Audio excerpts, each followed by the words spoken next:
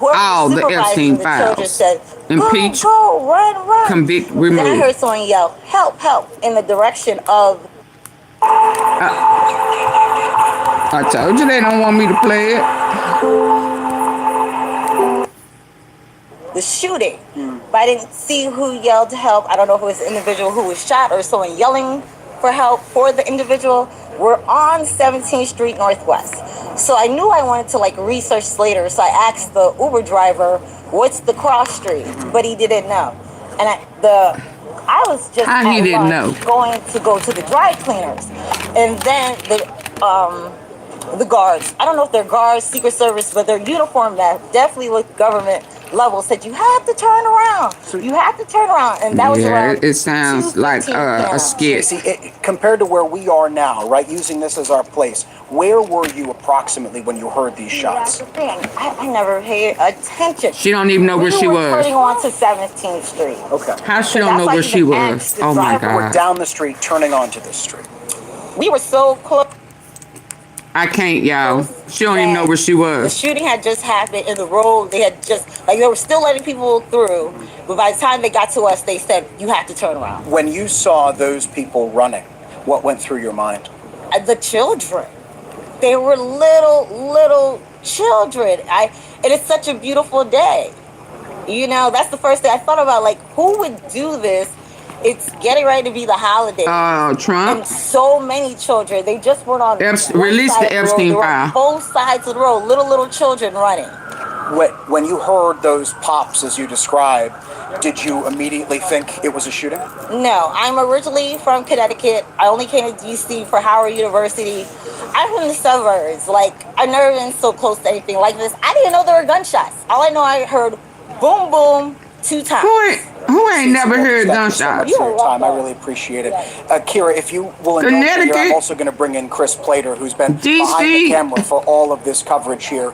Cali, New York. Walking back to work at our ABC bureau, which is just a few blocks away, who heard that gunfire, and then he saw what appears to be those National Guards members wounded lying there on the ground. I want to bring Chris in here as he steps around the camera. And Chris, you've been with us for the entire day. It was you who called this in to our bureau. What did you see at first? What did you hear? Okay, so it's what I heard first. And what I heard were, you know, like pop, pop, pop. Now it's pop. She said boom. Construction and things are going around. Pop and boom is totally different. Some plates going on, something like that. But then boom, boom, boom. And so I'm starting to hear these big guns. I'm like, okay, this is something's going on. So people at first were a little shocked. It was like, is that construction? And so some people kind of jogged a little bit. And then when those big booms started happening, people started crying out like, yo, this is a little bit serious. This is shooting. There's something bad going on here. So immediately I went forward to see what was going on. And as you see in the video, I see 2 National Guard members down. And people are working on them, providing first aid. There was, some police officers that came a little later. It was kind of strange because it seemed like it took like 25 to 35 seconds for any police to respond. When you think about where we are, the White House, so close. And so that's when I was like, could it really be? But it really was. These National Guard members were down. So, Chris, in relation to where we're standing now, we're across the street from the metro station. Can you describe where you saw the activity and what you saw where in relation to where we are here? Okay, so where we are right now, I came up and crossed the street. So you were you were a block away on the other side of the street. I was right here at the metro stop. Yeah. I went over there to see what was going on, and that's where you see the video. I began videotaping, and they at some point got to clear us out and move us back here on this corner here. Mm-hmm. And so then I continued shooting and waiting, and that's when the police were responding and everything. So it was just all here, just a lot of people just running, the opposite way, through the park and past me, and there was some people that. What y'all think? Where one person says something like, man, the guy went up there and started shooting at the National Guard. I didn't get to talk to him, I didn't get to know who he was, but it sounded like he suggested that somebody went up and started shooting at the National Guard. So, Chris, just to walk back a second here, One of the things you saw was very graphic, and we have to describe it with care here, but you did see, and you videotaped, one of the, or both of those National Guardsmen having first aid provided onto them lying on the street. Is that correct? Yeah, one National Guard was lying on his side. They were rendering aid to him. He wasn't moving, but he was on his side. And then I looked at the other National Guard member that was down, and I saw compressions going on. There was a lot of people around there, so I don't think it was the person that done the shooting. And all I could tell you is that I identified 2 National Guard members that were being worked on. Eventually, the one National Guard that was on his side, he had to move a little bit while he was on his side, and they were still, kind of, working with him. But the other National Guard member, I just saw compression going on with him in the chest area, and that's all I can tell you. Chris Plater, my dear friend who's been behind the camera with me over the course of the day, thank you, sir. And Kira, if you want to just stay with us for 1 second, because Chris is now going to go back to the other side of the camera and just show you one thing that we have not seen yet before, which is the full vantage point of this scene here. As Chris and I were talking, you probably saw the fire truck that was blocking the entrance to the metro station drove away, so you can get a sense of exactly the scene that Chris was describing. It's difficult to make out where he was, but he was on the right in front of that metro stop there. That's that open door that kind of looks like a garage door. You see it there. Chris was standing there watching them perform CPR onto one of the wounded guardsmen, and then he was moved to the other side of the street, had a vantage point of the scene there, again chaotic. And now, as we've been saying over the course of the afternoon, Kira, it's now transitioning from the immediate aftermath of the shooting, where they were rendering first aid, they were loading, as we witnessed, some of these guardsmen into ambulances and speeding off, and now this investigation is well underway with DC police closing this intersection. And we saw, as I was talking to Chris, FBI agents and ATF agents walking toward that crime scene now, Kira. All right, Jay. It's incredible, the live pictures and the details that you are bringing us. Thank you so much. Talking, you probably saw the fire truck that was blocking the entrance to the metro station drove away, so you can get a sense of exactly the scene that Chris was describing. It's difficult to make out where he was, but he was on the right in front of that metro stop there. That's that open door that kind of looks like a garage door. You see it there. Chris was standing there watching them perform CPR onto one of the wounded guardsmen, and then he was moved to the other side of the street, had a vantage point of the scene there, again chaotic. And now, as we've been saying over the course of the afternoon, Kira, it's now transitioning from the immediate aftermath of the shooting, where they were rendering first aid, they were loading, as we witnessed, some of these guardsmen into ambulances and speeding off. And now this investigation is well underway. DC police closing this intersection, and we saw, as I was talking to Chris, FBI agents and ATF agents so two walking through that pops. crime scene now, Kira. Then boom, boom, boom. It's incredible, the live pictures and the details that you are bringing us. Thank you so much to Chris. It looks like there's some officers behind you that might be able to give you some information. We're going to stay close with you, but now apparently the President of the United States has put a statement out on Truth Social saying without a doubt whoever did this is going to pay a very steep price. I mean, I don't know why he. 101. What was the pop? Self-publishing. What was the pop? This is an ABC News special report. Then boom, boom, boom. And good afternoon, everyone. I'm Kira Phillips. We're coming on the air with reports now of 2 National Guard members that have been shot in downtown Washington, D.C., not far from the White House. Both members were in uniform, police and ATF on the scene.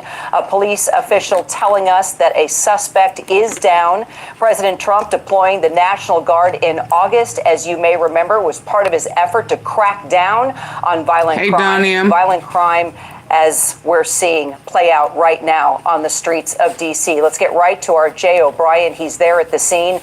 Jay, set the scene for us. Tell us what you know. And we actually see the scene behind you where police are actively working.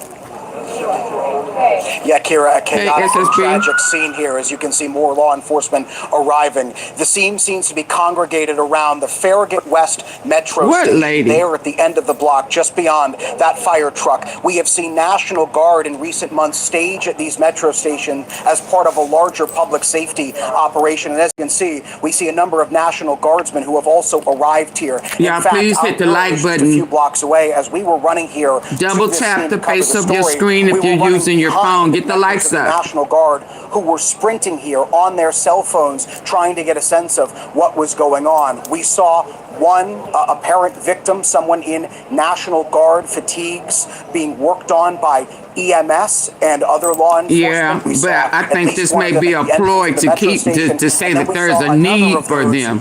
No, that's the police problem. Which sped off here with a police escort. Obviously, not much information coming out of this. You ain't been having that many problems. Locked down, but chaotic here. But I still think it's about the Epstein file. Release the Epstein file. Here, now this scene has transitioned to be one of an investigation. Impeach, federal agents convict, arrive. We've seen tactical units with the Secret Service here, as well as DC Fire, and of course, those fellow National Guardsmen who are here now, watching and looking on as this tragic scene unfolds, Kira.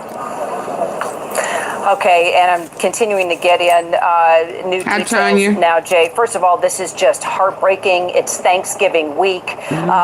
This is exactly why the President of the United States put National Guards, men and women, on the streets. That is not exactly why. Stop lying. Of violent crime he wanted to see an end to, and now we are reporting that a suspect is down after shooting two members of the National Guard. They were here not far from our bureau, our ABC News Bureau here in D.C. We're located at DeSales in Connecticut. This is 17th Street and I, if you know it, not far from the White House, only a couple of blocks. You can see all the agencies on the scene, from the ATF to D.C. Fire, rescue crews carrying out CPR, and obviously members of the National Guard and police. A statement coming from the White House now. White House Press Secretary Caroline Leavitt saying the White House is aware and actively monitoring this tragic situation.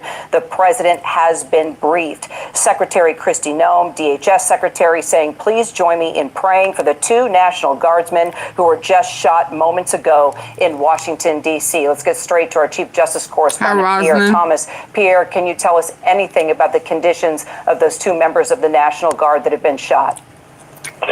Again, we're still awaiting information. Law enforcement officials wanted to first secure the scene, get the victims to medical treatment as soon as possible. Initially, D.C. police were giving guidance that at least one National Guardsman was shot.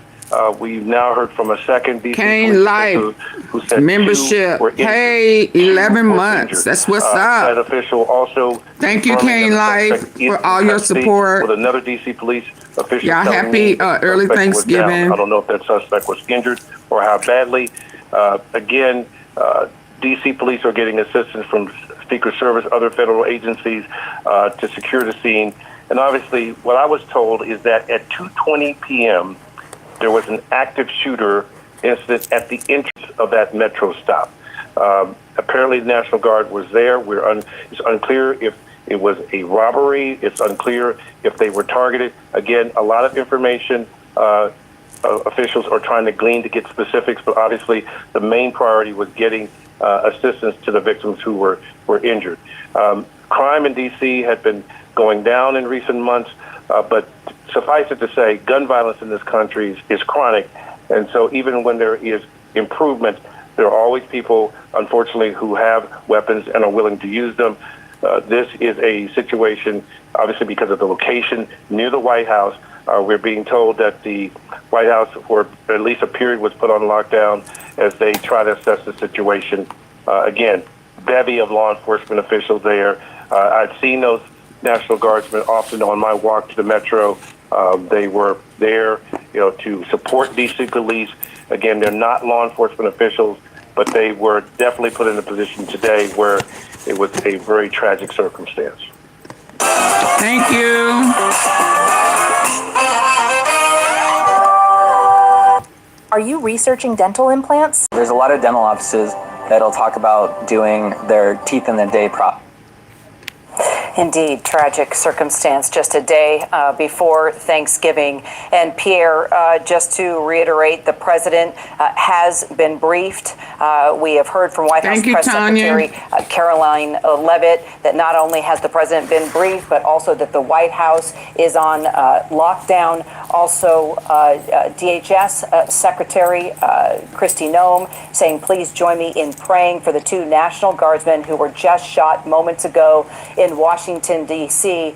And if you're just joining us right now, as you know, President Trump has been deploying National Guard troops in cities that he has said have needed the extra support because of crime, violent crime like what we have just seen. You needed the extra support because of the Epstein file. We are trying to confirm at this point whether that suspect is down or in custody. As you heard from our Pierre Thomas, we've been getting reports that either one of those scenarios could be the situation right now, but we can confirm that 2 members of the National Guard have been shot. National Guard members that were not far from the Farragut West Metro Station. They had been at Union Station, our main train station here in D.C., tourist areas like the mall, where a lot of people have been coming in for Thanksgiving vacation, as you know, and also the metro station. It just so happened that my nephew was here en route to the Bureau visiting for Thanksgiving. He texted me saying, I'm not far from you. We see people running.